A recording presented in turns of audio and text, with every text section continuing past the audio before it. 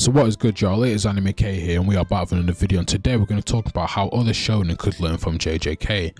Now, season 2 was definitely one of the best seasons we've ever seen. I think we can admit that. But the main thing I want to focus on in this video is Gojo getting sealed, Nabara, and Nanami's deaths, and really how other shonen could learn from these deaths and learn from how this season was kind of put together and how it was very, very well written. So the first one I want to talk about here is Kenjaku's plan.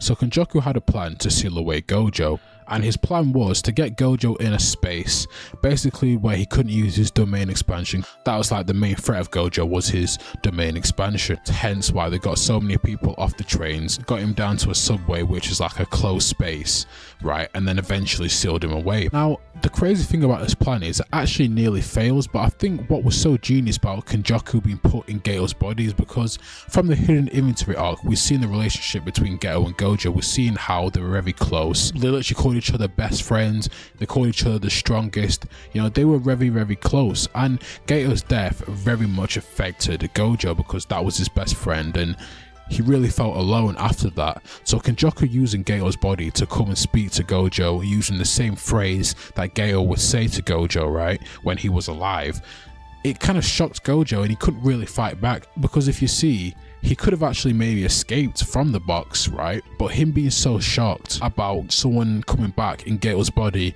probably thinking, is this actually Geto? Is Geto alive? Probably having the feeling of, I'm happy that he's alive, but at the same time, he's someone that I'm probably gonna have to fight, but I'm so happy that he's still alive because he's my best friend. So many emotions would have been going through Gojo's head at that time, and that's what led to him getting sealed, because he was basically stunned, and that's when he got grabbed by the box and he got sealed away. But the way this plan was done and the way it was executed was very, very genius. Now obviously, right, Gojo getting sealed was done because Gojo is the strongest character in the show, and the author wanted to get rid of Gojo without killing him, right, and get him out the story at least for a little bit, just so other characters could grow, like Yuji, like Megumi, you know, other characters like that, because Gojo is someone, he's kind of like a crutch to other characters because he's so strong. If anything happens, it's like, oh, we'll just get Gojo. Gojo will help, Gojo will save us. But I think the fact that it wasn't Gojo getting sealed that was so surprising for me, but it was how smooth the plan went. And if you remember, Kenjaku, his side, they didn't really lose anyone. They were still full intact in terms of his team that he had with him. In most cases, at least if a big character like Gojo was going to get sealed, he would at least have taken down a couple of them with him. But no, the plan was executed actually fairly so well that Kenjaku's side, they were pretty much still the same as when they started, but the sorcerer side, they lost a big sorcerer like Gojo, which was really surprising to me. Again, the fact that the villains were actually doing well, and there wasn't no, I don't know, flashback moment or hidden power up from Gojo, because in my mind, when I seen the scene, I thought, yeah, Gojo's going to get out of this. He's going to find some way to get himself out of this. I mean, he's Satoru Gojo. He's the strongest. I mean, that is what's repeated to us constantly through the season, is he's the strongest. And Gojo, really, he almost seemed like a character who just couldn't be touched because he was so powerful. Well, he literally couldn't be touched, really.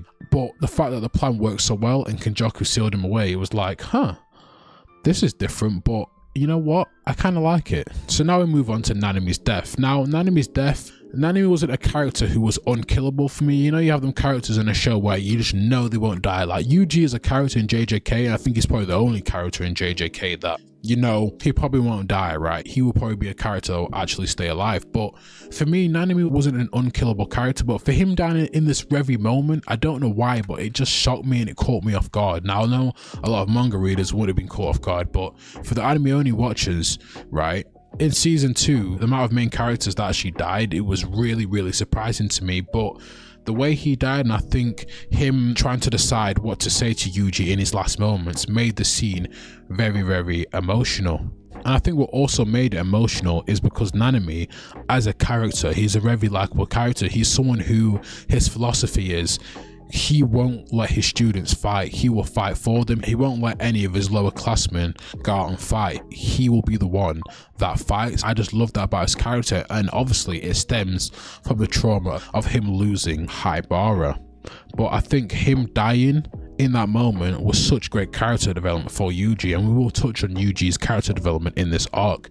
Now, the next person I want to move on to is Kurosaki. Now, I won't get too much into Kurosaki because I've already talked about Kurosaki a lot, but what I will say about Kurosaki's death, again, this one really caught me. What shocked me so much is because her development from season 1 and even the development in season 2, and her being a shonen character, a shonen female character that was just so different from any female character we've seen, right? She stands by herself, she doesn't need male validation, which is just incredible to see from a female character. And her, kind of like Yuji, she was kind of unkillable for me. If there was 3 characters that I didn't think would die, at least during this arc, would be Megumi, Yuji, and Naibara. But Naibara's death, I still don't even know what to think about it. Now, obviously, there's a chance she could be alive because of that guy's ability, but I'm just gonna go off the fact that she's dead right now because I don't know. I've not read the manga, I've only just started reading it, so she could be alive. But I think for me, the fact that she died was just so shocking to me because of her development, and it really annoyed me as well, actually, that she died. But I think that's what's so genius about JJK is the author never lets you just relax. You don't know what's going to happen, and the unpredictability of this manga,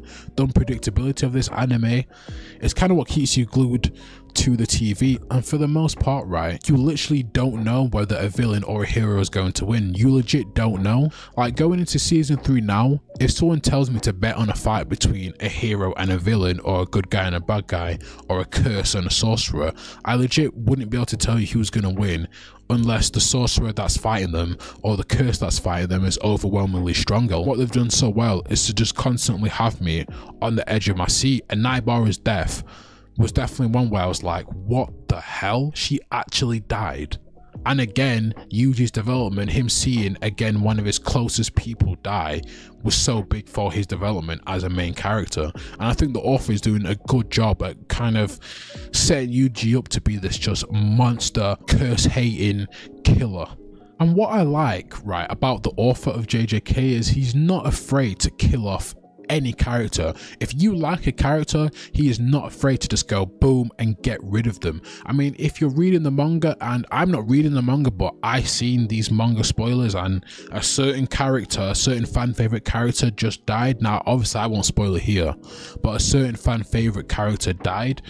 And again, it just speaks to the way the JJK author is not afraid to just get rid of any character at any time for character development. And if you look at Yuji during the season, the development he has had, obviously seeing his friend and his teacher die right in front of him, you know, his sensei getting sealed, but also what probably had the most effect on him, well, not the most effect actually, this one have had the most effect, but really had a big effect on him, is obviously Sukuna taking over his body. Because if you remember, when Sukuna gives his body back to him, he gets all the memories of everything Sukuna did.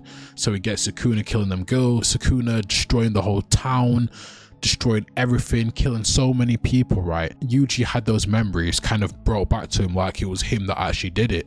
And Yuji as a character has really been pushed to the core during this season. And then on top of that, him getting kicked out of Jujutsu Society as well just adds another layer to the problems that Yuji's going to have. And then at the end, I don't know why I loved it so much, but him being dressed in all black kind of symbolizes towards that there's going to be a shift with Yuji's character. And then also him having that scar on his face as well, which again in shonen, I don't know why, but even though it's a little detail, you never see the shonen characters be left with scars or anything. They're kind of perfectly fine after.